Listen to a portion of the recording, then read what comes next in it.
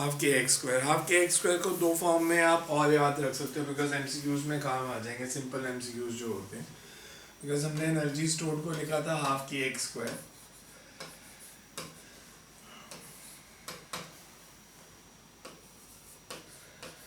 इसको फोर्स की टर्म में लिखना हो तो कैसे लिख सकते हैं?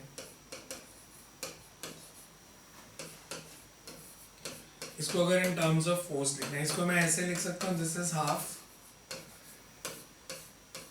kx into x and kx is force, you can say it's half f into x। या अगर हाफ kx है तो इसको मैं ऐसे भी लिख सकता हूँ, k square x square by k से मल्टीप्लाई कर दिया, k से डिवाइड, तो अगर k square x square by k लिखोगे तो it will be k square x square is f square by 2k। सो तीन फॉर्म में आप ये फॉर्मूला याद रख सकते हो। You can say potential energy stored in spring is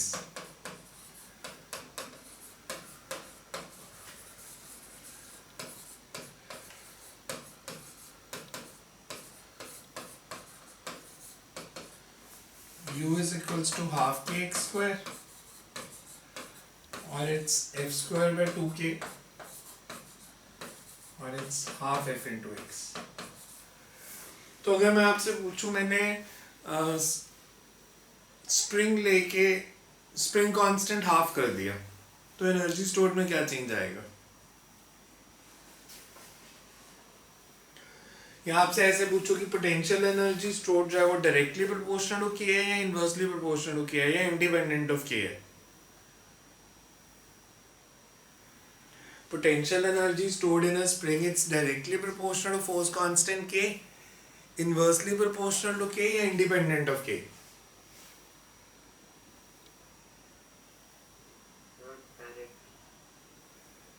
directly proportional हो गया, तो इस फॉर्मूला के हिसाब से तो इनवर्स प्रोपोर्शनलिटी है।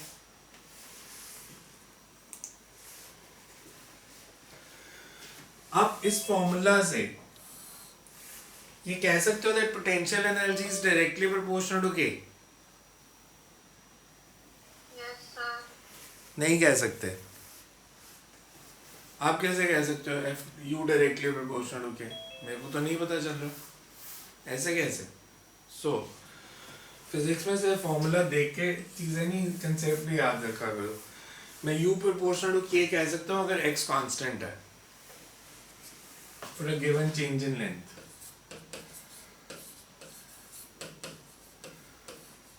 For a given change in length का मतलब कि अगर x मैंने फिक्स कर दिया, अगर x कांस्टेंट है तो this is directly proportional to k। ये फॉर्मूला लगेगा अगर f कांस्टेंट है, बिकॉज आप u inversely proportional to k तो तभी कह सकते हो ना अगर बाकी सब कांस्टेंट है। तो अगर f स्क्वायर बाय 2 कांस्टेंट है फॉर अ गिवन फोर्स, अगर फोर्स कांस्टेंट है फॉर अ गिवन फोर्स, मतलब अगर f कांस्टेंट है तो आप कह सकते हो u is inversely proportional to k। और k किस पे डिपेंड करता है? k डिपेंड किस पे करेगा? k depends on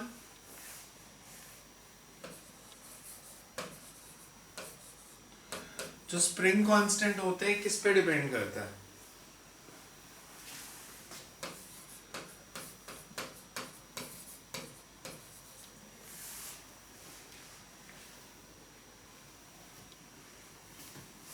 spring elastic body है तो k किस पे डिपेंड करना चाहिए? Sir elasticity of spring. Elasticity of spring मतलब क्या? सर स्प्रिंग कितना स्ट्रेच या कॉन्ट्रैक्ट हो सकता है। ये तो आर्ट्स और कॉमर्स वाले भी बता देंगे। मैं आपसे जब वर्क पर एनर्जी किया था तब नहीं बताया था, तो उसके बाद हमने इसका फॉर्मूला पढ़ लिया के का सॉलिड्स में, तो इसलिए पूछ रहा हूँ क्योंकि हमने इसका फॉर्मूला पढ़ लिया।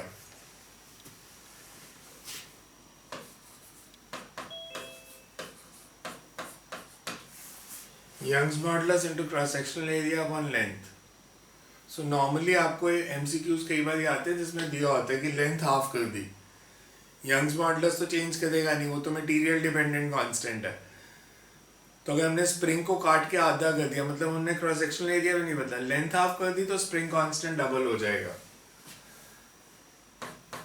implies if spring is cut into two equal halves,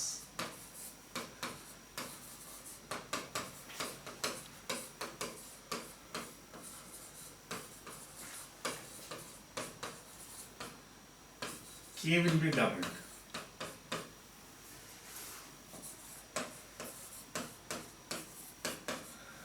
और इसमें भी हम कह सकते हैं that K is inversely proportional to L if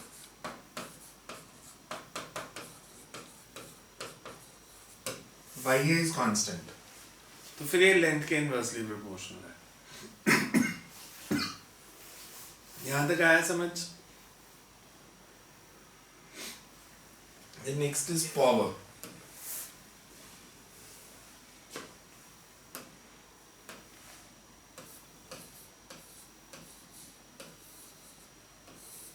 power क्या होता है? Power is the rate at which work is done.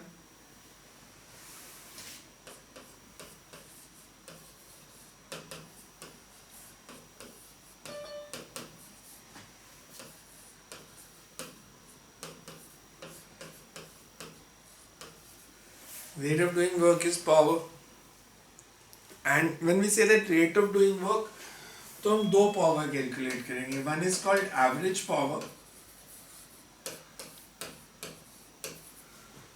and other will be called instantaneous power।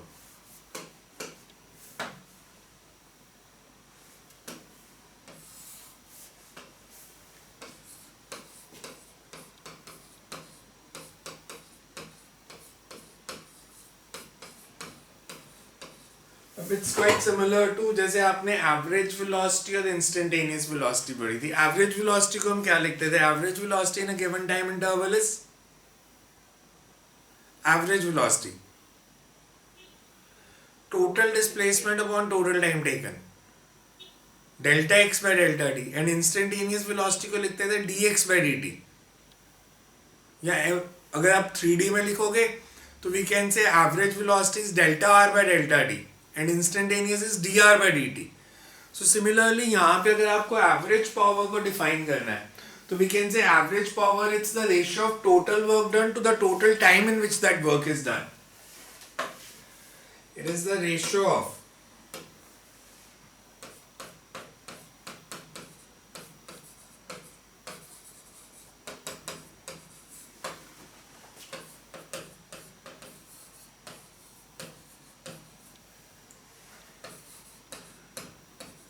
total work done to the total time in which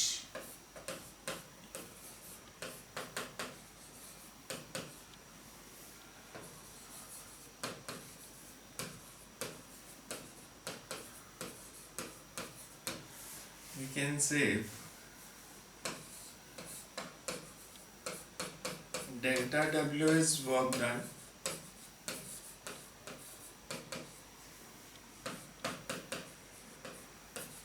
in time delta t, then average power is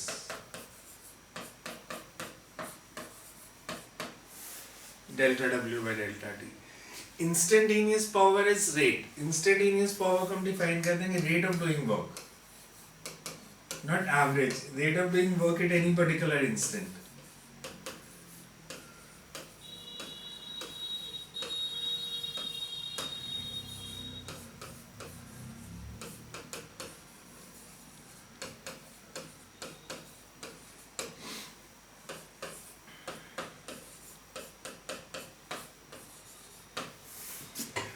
हमारे पास ऐसा system हो सकता है जिसका instantaneous और average work अलग अलग आ जाए। इंस्टेंटेनियस एंड एवरेज वर्क को आप ऐसे समझ सकते हो, मान लो ह्यूमन हार्ट का वर्क डन क्या होता है? अगर मेरे को बताना है वर्क डन बाय हार्ट या पावर ऑफ हार्ट निकालनी है तो कैसे निकालूंगा?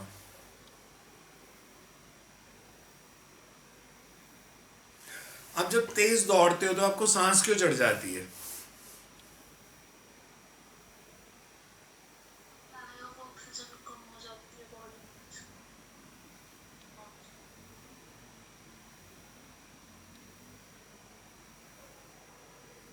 ऑक्सीजन के कम होने के कारण। अगर हम दौड़ते हैं नॉर्मली ऐसा हो सकता है कि अगर आप थक गए और फिर भी दौड़े जा रहे हो तो it can cause heart failure. ऐसा क्यों? Because normally when you run the volume of blood which flows through the arteries increases, और वर्क डन और वॉल्यूम में रिलेशन क्या होता है? P delta we, pressure volume work. तो अगर वॉल्यूम ऑफ ब्लड ज़्यादा फ्लो करेगा सेम टाइम में तो दैट मीन्स हार्ट की पावर बढ़ गई, आप उससे ज़्यादा काम करा रहे हो। वेरएज अगर आप सो रहे हो तो आपका हार्ट कम काम कर रहा है because volume of blood flowing कम है। तो एवरेज अगर निकालना है तो हम पूरे दिन का निकाल सकते हैं कि पूरे दिन में हार्ट ने कितना ब्लड उसमें से फ्लो किया, divided by 86,400 seconds, that will be the average work which is done by heart. But अगर मेरे को इंस्टेंटेनियस निकालना है तो फिर मेरे को एक स्मॉल इंटरवल लेके निकालना पड़ेगा कि इस पर्टिकुलर से 10 सेकेंड्स के अंदर हार्ट ने कितना वर्क किया, 5 सेकेंड्स में इस पर्टिकुलर सेकेंड पे कितना किया। तो इसको हम लिखते हैं dw/dt। अब वर्क क्या होता है? वर्क इज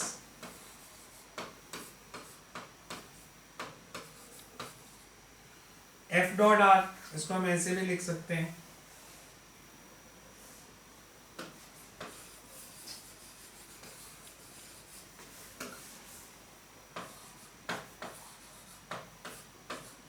या वर्क को हमने F.S लिखा था, तो F.S for a constant force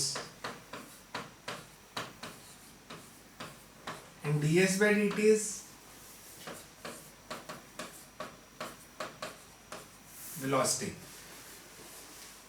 so normally motor vehicles में यूज होता है कि हमको फोर्स पता है हमने कितनी अप्लाई की, किस वेलोसिटी से बॉडी मूव करी है, तो you can find the instantaneous power. Units क्या होंगे वर्क के? Work upon time. वर्क के यूनिट्स क्या होते हैं?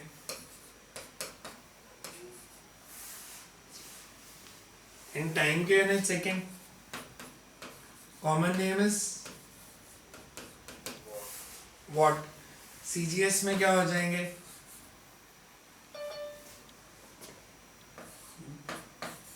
अर्थ पर second, and no common name for it. Conversion क्या होगी दोनों में? दोनों में कन्वर्जन क्या होगी? 1 जूल्स पर सेकेंड या 1 वॉट इज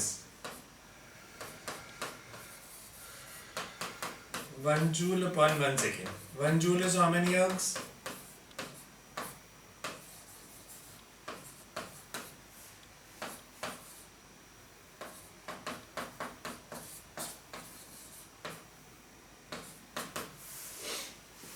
क्लियर है यहाँ तक?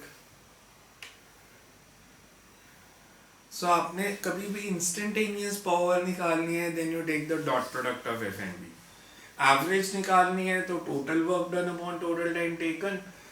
पावर ऑफ ह्यूमन हार्ट का फॉर्मूला यहाँ पे लिखना है तो आप ऐसे लिख भी सकते हो यहाँ पे, बिकॉज इस पे न्यूमेरिकल एनसीईआरटी में दिया हुआ है।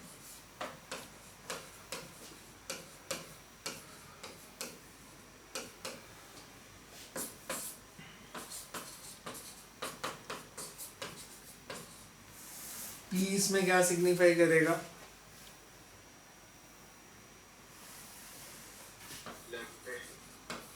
The P is blood pressure and delta V is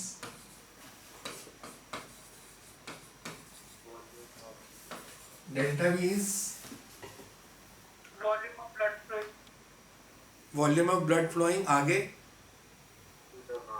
per unit time। It's per unit time because P delta V तो work done होता है ना, तो यहाँ पे delta V it's not volume of blood flowing, it's rate of flow. Rate of flow means volume per unit time. Delta V is volume per unit time.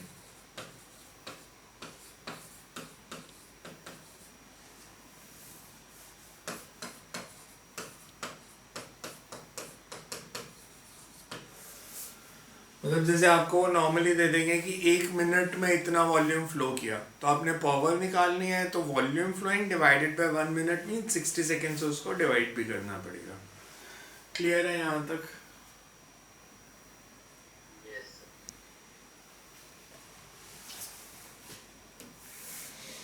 Then is conservation of energy. School के लिए typical article, otherwise it's not very difficult.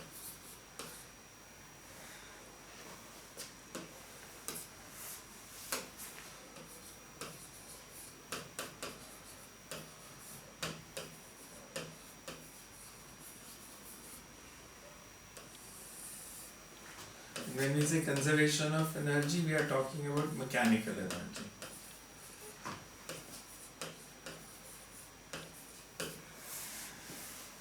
This principle states that if there are no dissipative forces कौन सी होती हैं? Dissipative forces कौन सी होती हैं?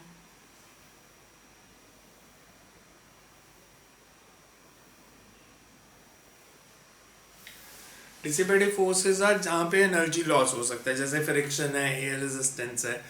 तो वैसे अगर कोई डिसिपेटिव फोर्सेस एक्ट नहीं कर रही तो जो टोटल मैकेनिकल एनर्जी है सिस्टम की वो कंजर्व्ड रहती है. जैसे हम नॉर्मल न्यूमेरिकल करते हैं कि बॉडी इंक्लाइन प्लेन से नीचे आई तो जितनी पोटेंशियल एनर्जी कम होगी उतनी काइनेटिक एनर्जी बढ़ जाएगी. ये हम प्रिंसिपल तभी लगा सकते हैं ना अगर टोटल एनर्जी कंजर्व्ड है, कि काइनेटिक और पोटेंशियल एनर्जी का सम जो है वो कांस्टेंट है. तो जितनी एक एनर्जी कम होगी दूसरी उतनी बढ़ जाएगी. तो conservation of mechanical energy says that if no dissipative forces acts, because dissipative forces होंगी तो it always results in energy loss. Because अगर फ्रिक्शन होगी तो फिर आप कंजर्वेशन ऑफ एनर्जी नहीं लगा सकते, बिकॉज फिर आपको वर्क एनर्जी थ्योरम लगानी पड़ेगी. You have to take that total work done by all the forces is equals to change in kinetic energy. If no dissipative forces are there, then total mechanical energy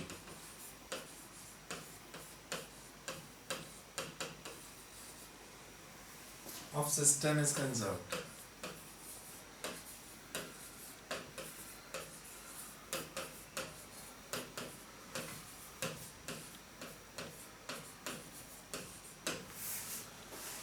अब इसमें दो case कर सकते हैं, या तो मैं इंक्लाइन प्लेन से कर सकता हूँ या सिंपली बॉडी को ड्रॉप वाला केस कर सकते हैं. तो एक केस कोई कर देते हैं, कौन सा करें? बॉडी को ड्रॉप किया या इंक्लाइन प्लेन से स्लाइड करके नीचे आई. मतलब एक केस हम ये कर सकते हैं कि जैसे इंक्लाइन प्लेन है, सिर्फ हाइट एज लेंथ दिस, हम शो कर सकते हैं कि जितनी एनर्जी ए पे होगी उतनी बी पे होगी और उतनी सी पे होगी. दूसरा हम सिंपल एक बॉडी को ड्रॉप कर दें और हम शो कर दें कि इन 3 पॉइंट्स पे एनर्जी सेम होगी. तो कौन सा केस करें, इंक्लाइन प्लेन या vertical drop? Concept basically same ही है, कुछ खास डिफरेंस नहीं आएगा.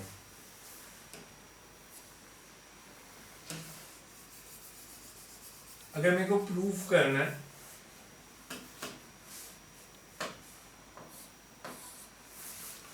टोटल एनर्जी कंजर्व्ड है, एक बॉडी को मैंने यहां से रिलीज किया, से मान लो body of mass M released from this point.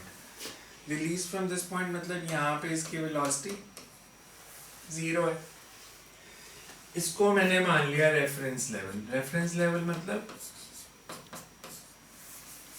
ये हाइट 0 है. जिस पॉइंट को रेफरेंस लेवल माना, अगर मैं पूछूं इधर बॉडी जब पहुंच गई सी पे तो इसकी पोटेंशियल एनर्जी कितनी है? 0. जब यहां से रिलीज किया था ए से, ए पे काइनेटिक एनर्जी कितनी है? 0. पोटेंशियल कितनी है? mgh. एक पॉइंट मैंने बीच में ले लिया कोई,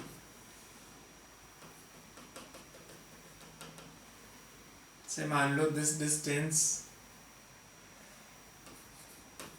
x a टू b, इसकी वैल्यू x है. इस पॉइंट पे ये अगर y है तो पोटेंशियल एनर्जी कितनी हो जाएगी b पॉइंट पे?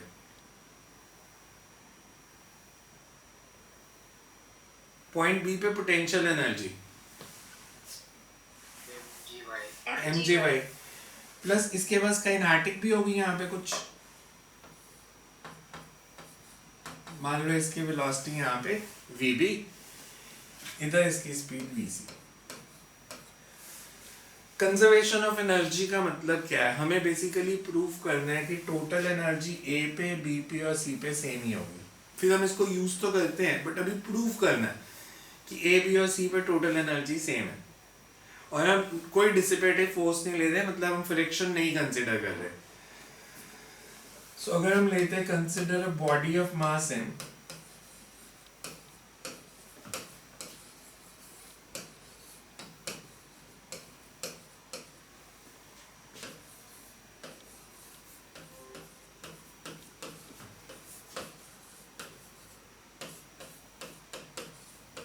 released from point A,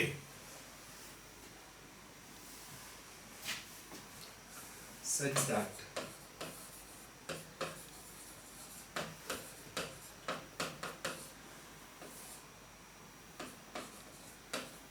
ground is assumed to be reference with h is equals to 0.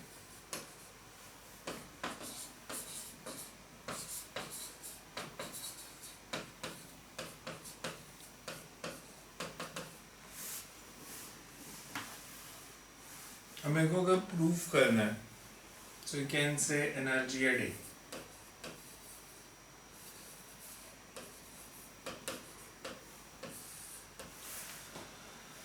Kinetic energy at A is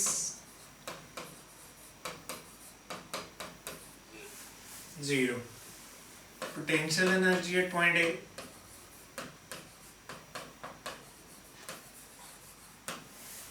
mgh.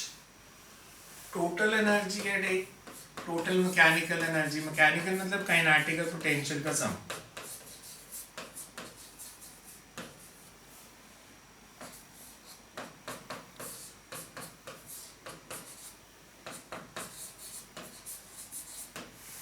Because kinetic energy zero है तो टोटल एनर्जी भी mgh।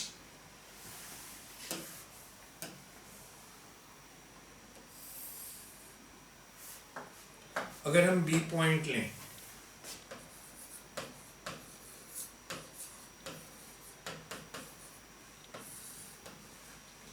ये distance अगर y है तो ये distance कितना होगा?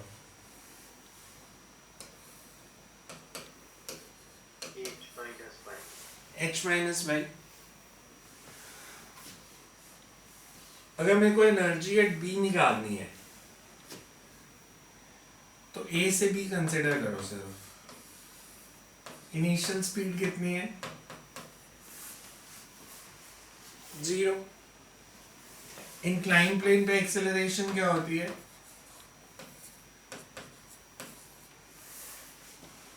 g sin theta. A से B तक डिस्टेंस ट्रैवल्ड कितना है?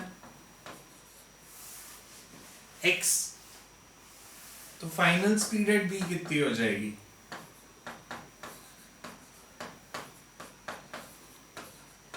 यही फॉर्मूला लगना, v square minus you square is 2as। तो vb स्क्वायर कितना आ गया? 0 प्लस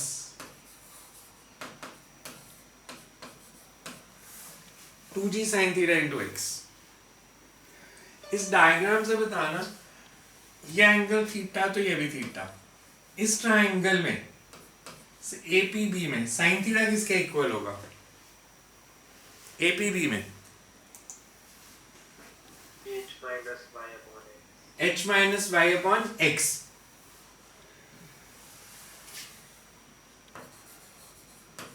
साइन थीटा को आपने बोला h minus y upon x, तो x साइन थीटा क्या हो गया? तो vb स्क्वायर कितना आ गया? फिर x साइन थीटा को लिख दिया h माइनस y। ठीक है यहां तक?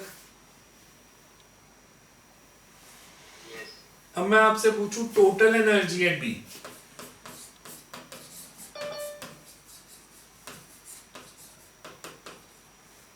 काइनेटिक एनर्जी एट बी कितनी है? Half m v B square. V b की वैल्यू तो क्या आ गई? M g h minus y. ठीक है,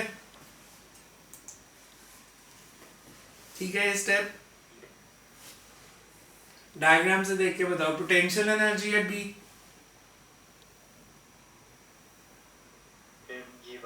mg/.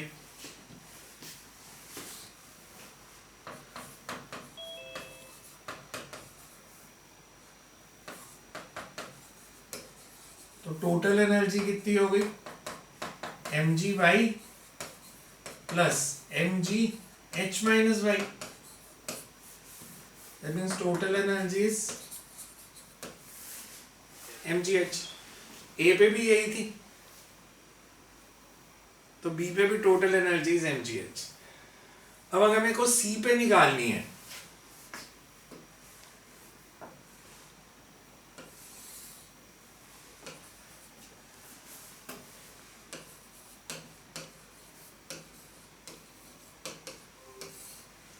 potential energy at C is,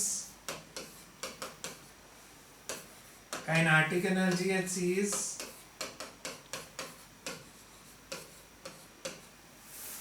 bc square. bc कैसे निकलेगा? मैं पूरा A से C तक कंसिडर करता हूँ. Initial velocity at A is 0. A से C तक let the distance be s. Acceleration is g sin theta. तो vc square is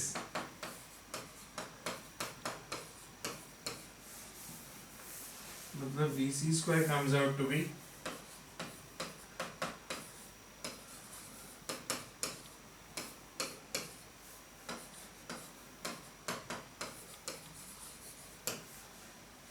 ये समझ में आ रहा है? s sin theta. s मैंने लिया ये पूरा डिस्टेंस, यहाँ पे बना देता हूँ नीचे.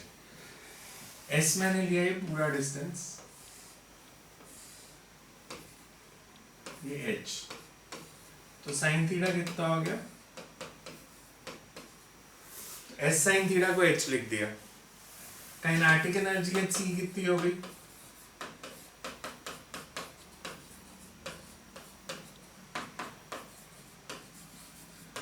Total energy is kinetic plus potential, मतलब mgh और पोटेंशियल इज 0. सो लास्ट में हम लिख देंगे because total energy eight A, B and C is same, therefore energy is conserved. समझ में आया कैसे किया?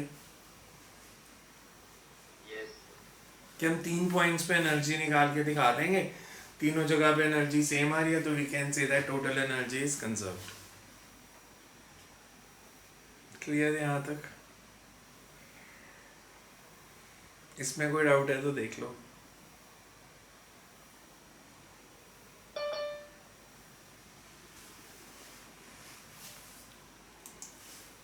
यहाँ तक क्लियर है? Then is the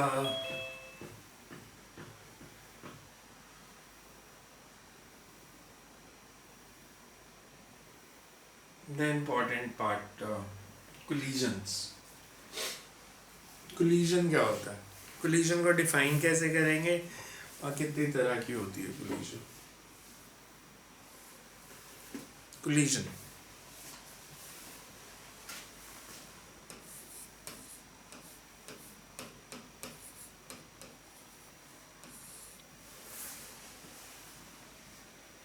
collision is defined as action between bodies. collision is Interaction interaction between between two or more than two bodies, because दो से ज़्यादा भी टकरा सकती हैं. interaction between two or more than two bodies which results in change in momentum or energies of individual bodies. So अगर तो सिर्फ definition ही बतानी है तो we can say that it's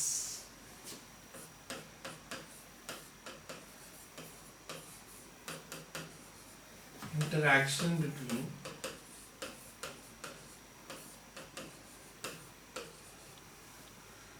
two or more than two bodies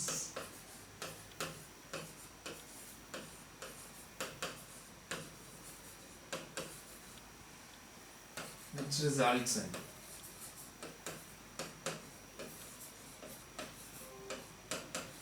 change in momentum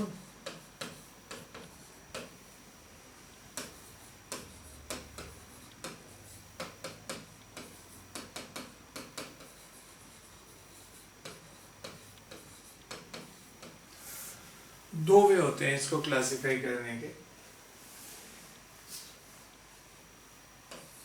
on the basis of interaction.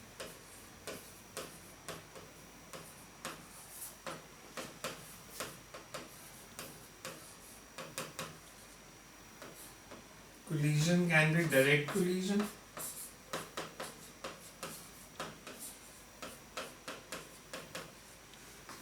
or collision can be indirect collision.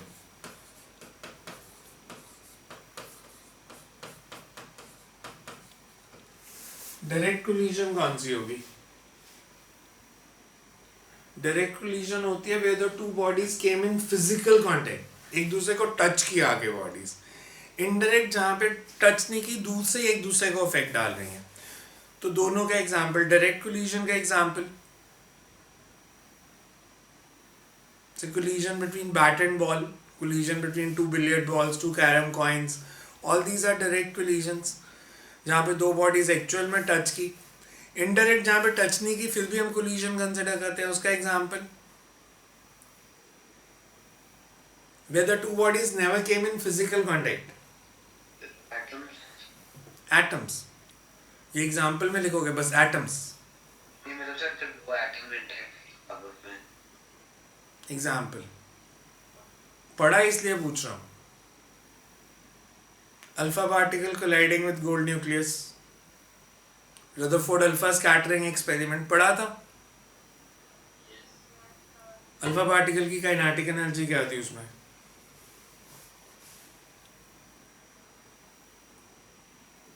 आपने पढ़ा है ना Rutherford model of an atom.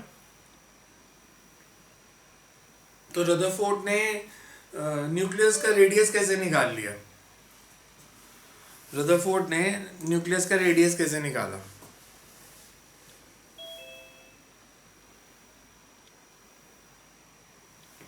क्या concept था उसका?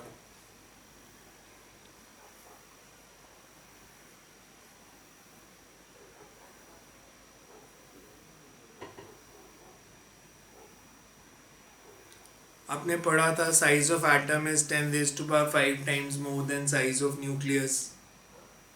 तो कैसे पता रदरफोर्ड को ये?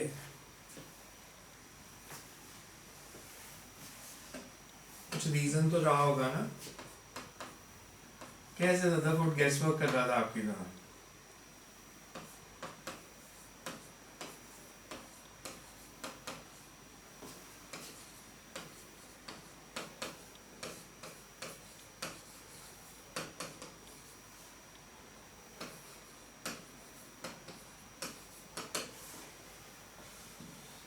An indirect collision is interaction where two bodies never came in physical contact.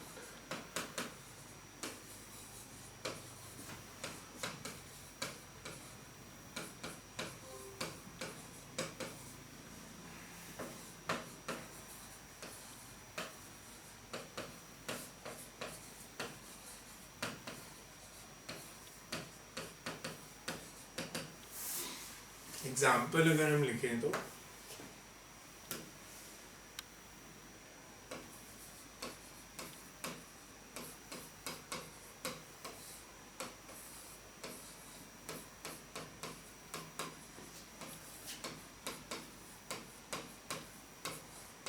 collision between bat and ball,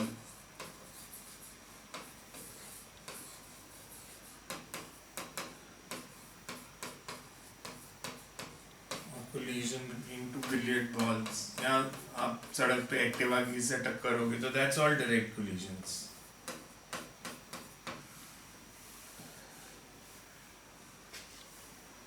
This is for direct.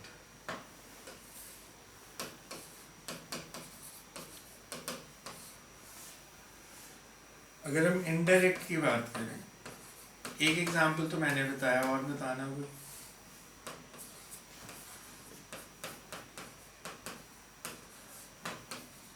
Collision of alpha particles,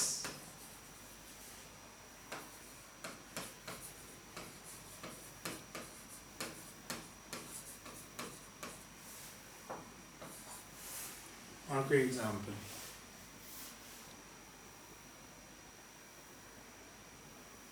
कोई भी ले सकते हो, कोई एग्जांपल और इनडायरेक्ट का।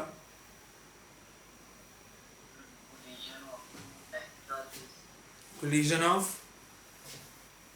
two like charges. two like charges, two like poles. The north pole of a magnet moving towards north pole of another magnet. So that's indirect collision. Collisions of two similar poles. इससे क्या पता चला indirect collision हो क्यों नहीं है, किस reason से?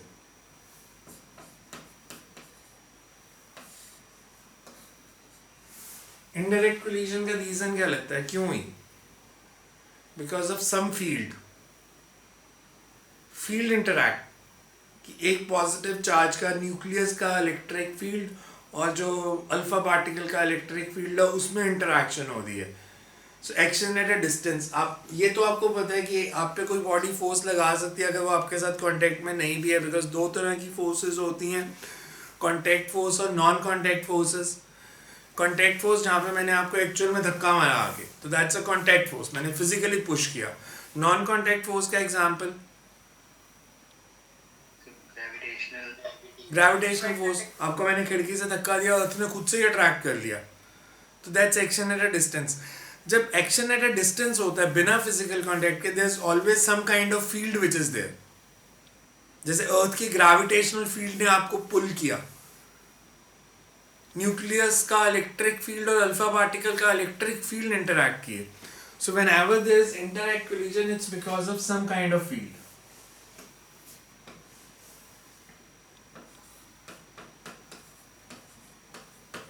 It is some field which results in action at a distance.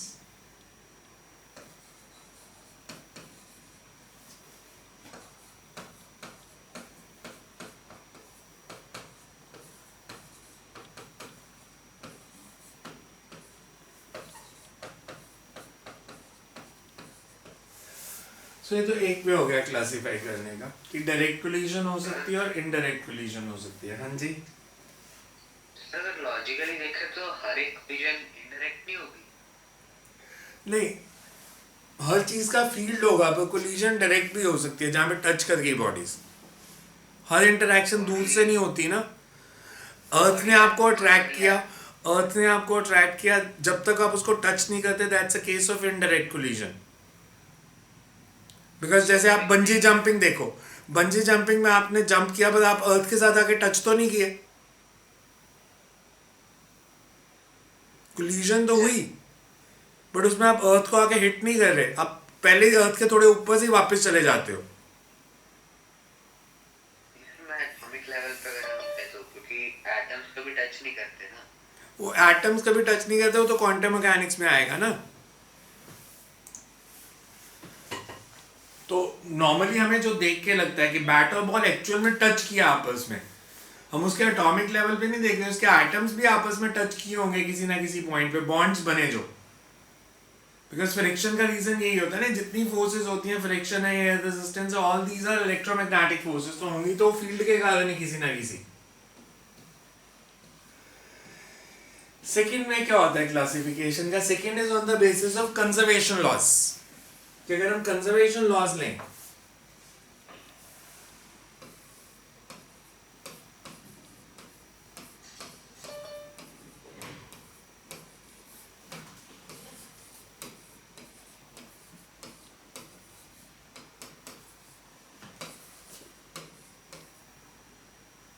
lesions can be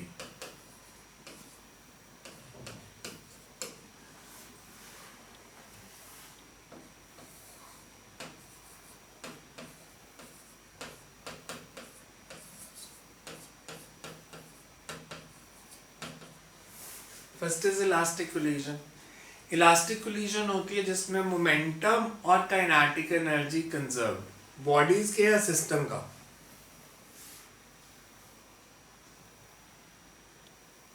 momentum भी कंजर्व, काइनेटिक एनर्जी भी कंजर्व, इंडिविजुअल बॉडीज की या सिस्टम की? सिस्टम की. इंडिविजुअली बदल सकती है. इलास्टिक कोलिजन का मतलब ये नहीं होता कि इंडिविजुअल वेलोसिटी नहीं बदलेगी. जैसे हमने किया बॉल स्ट्राइक्स बॉल इलास्टिकली, तो उसमें बॉल की वेलोसिटी बदली, पहले वो राइट साइड पे जा रही थी, मान लो कोलिजन के बाद वो लेफ्ट साइड पे जा रही है. इंडिविजुअल मोमेंटम और इंडिविजुअल काइनेटिक एनर्जी बदल सकते हैं सिस्टम की, मतलब अगर दो बॉडीज कोलाइड कर रही हैं तो दोनों का जो टोटल मोमेंटम है, व्हेन वी से total momentum it's vector sum और स्केलर सम।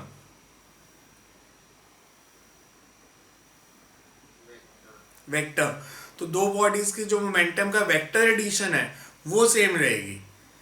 काइनेटिक एनर्जी में डायरेक्शन का कोई कंसेप्ट नहीं है, तो दो बॉडीज अगर कोलाइड की तो उनकी जो टोटल काइनेटिक एनर्जी कोलिजन से पहले है और जो टोटल काइनेटिक एनर्जी कोलिजन के बाद है वो सेम रहेगी।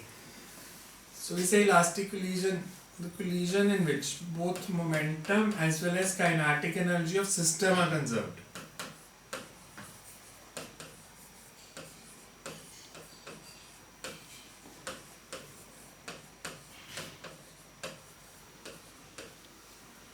Both momentum as well as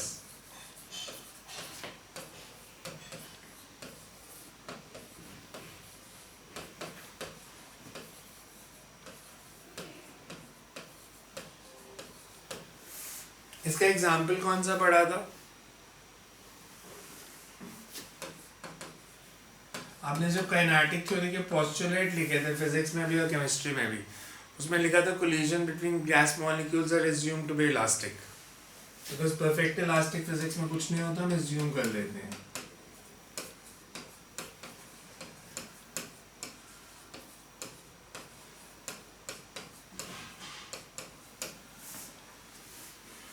Inelastic collision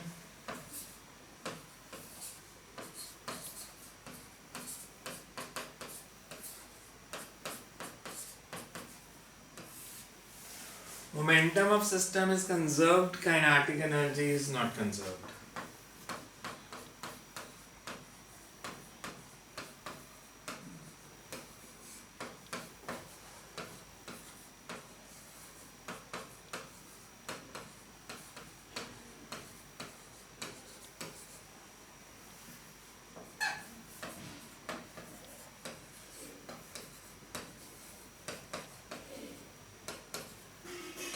Most of the daily life collision comes under this category.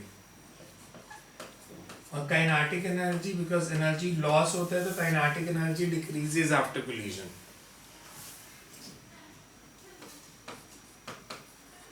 Because kinetic energy increase सिर्फ एक particular collision में करती है, super elastic वो classical mechanics में होती ही नहीं।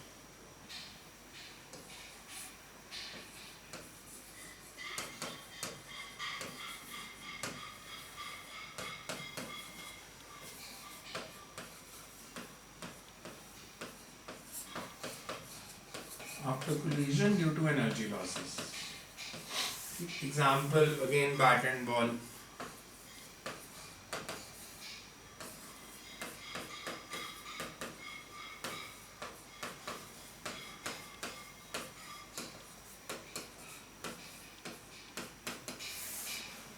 Third category is perfectly inelastic collision.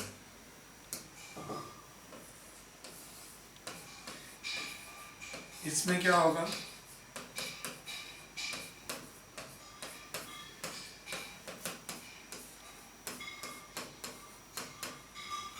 Perfectly inelastic collision कौन सी होती है?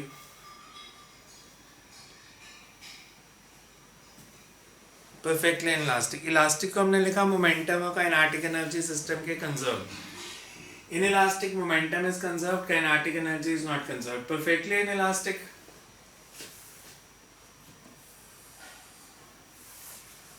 नाम से ही क्लियर है तो ये भी इनइलास्टिक ही, तो मोमेंटम तो कंजर्व रहेगा, काइनेटिक एनर्जी कंजर्व नहीं रहेगी।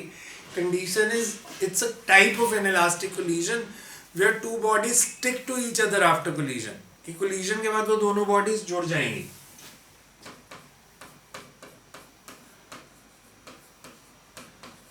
जैसे momentum of system is conserved,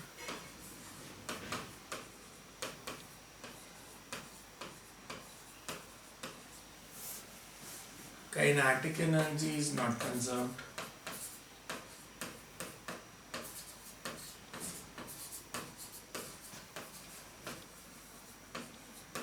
And one body sticks to the other.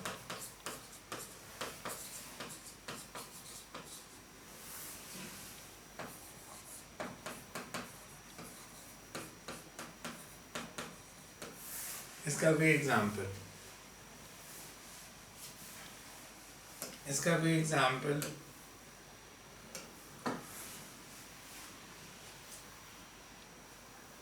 ballistic pendulum, ballistic pendulum is like this. मेरे पास ऐसे एक वुडन ब्लॉक है, आपने बुलेट फायर की,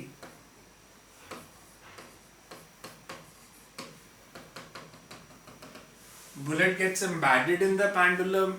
अगर बुलेट इसमें एम्बेड होगी तो कोलिजन के बाद दोनों की वेलोसिटी सेम होगी, different? Same.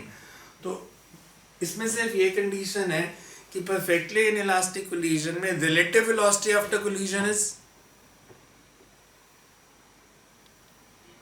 0. For example, if bullet is fired into a ballistic pendulum, a simple wooden pendulum लिख लो,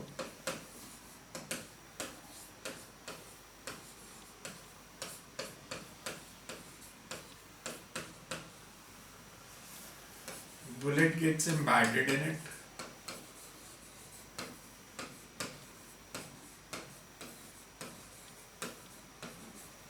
And after collision,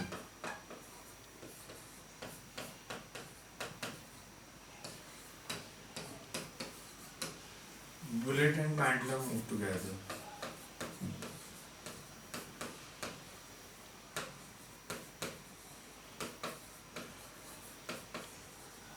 You can say relative velocity after collision is 0.